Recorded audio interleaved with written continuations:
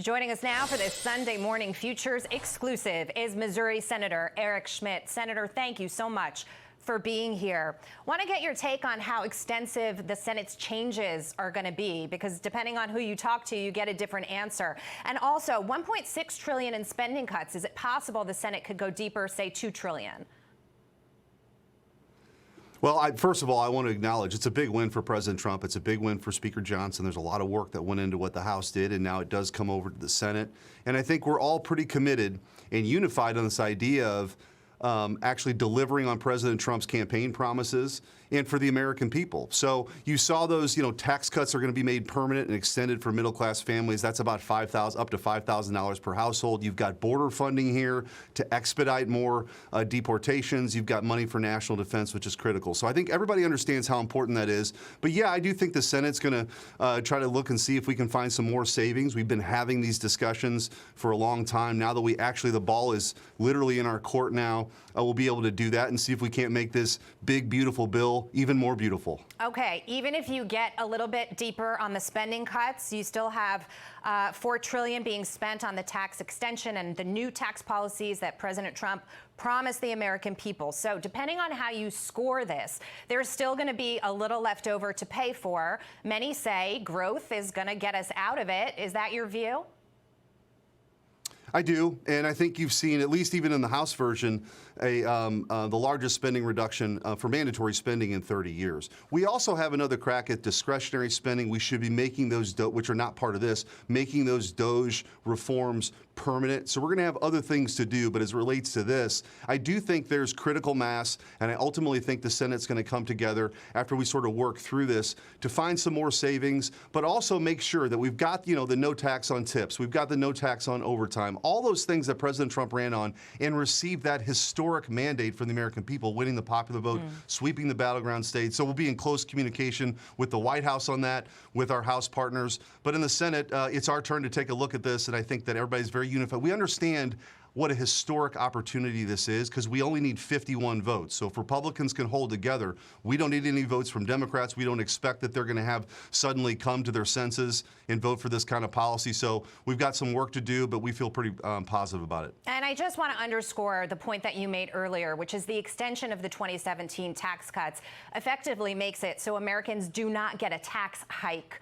And that is really important to working class Americans. So you add those new tax cuts to it as well. And certainly there's big savings ahead, which is really important to the overall policy. The big question, though, is can this bill be on his desk by July 4th?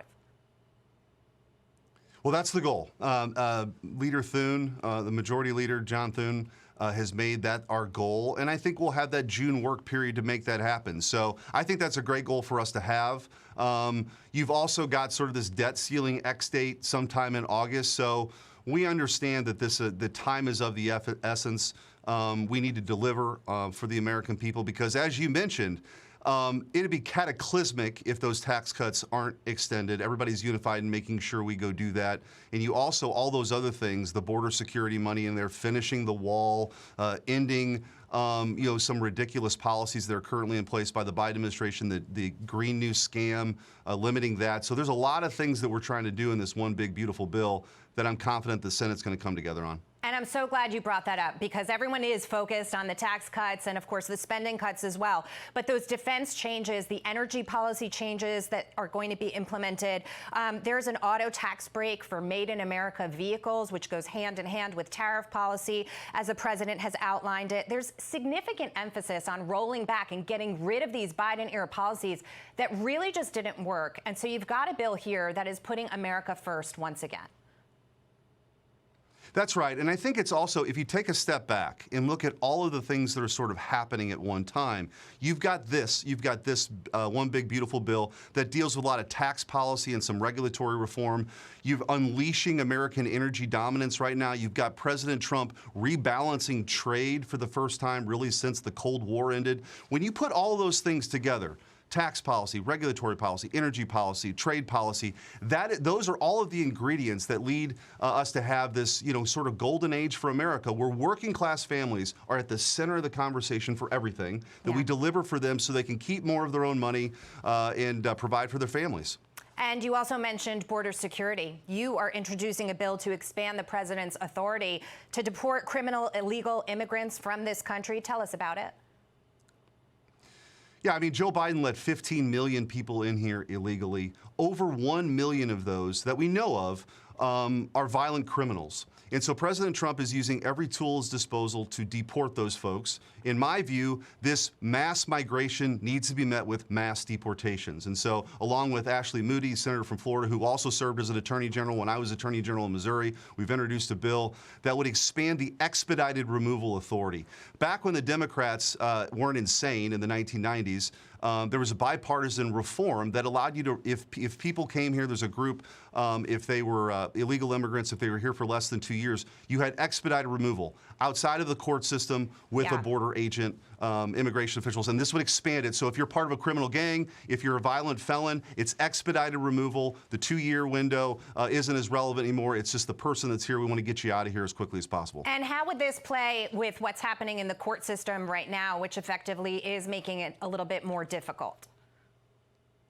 Yeah, it's another tool that President Trump would have. Of course, he's got the Alien Enemies Act that's working its way through the courts. I think he's got every ability as the Article 2 Commander-in-Chief to declare a predatory incursion. That's making its way through. He's had significant victories at the lower court level on the temporary status that Joe Biden did on the way out. He's also got the normal process for deportations, which are moving forward, and this would be an additional tool. This would be an expedited removal. If you're a violent felon, if you're part of a criminal gang, a terrorist organization, you don't even need to go through those other processes. Basically, somebody from the Department of Homeland Security designates you that, and there's an expedited removal process. So we think, along with the reforms that are happening in the reconciliation bill and all the tools that President Trump has, this would allow him to really execute on his campaign promise for mass deportations. Okay. Senator Eric Schmitt, we so appreciate your time. Happy Memorial Day weekend. Thank you. Yep, thank you. Hey, it's Will Cain. Click here to subscribe to the Fox News channel on YouTube. It's the best way to get our latest interviews and highlights. And click to subscribe to the Will Cain podcast for full episodes right now.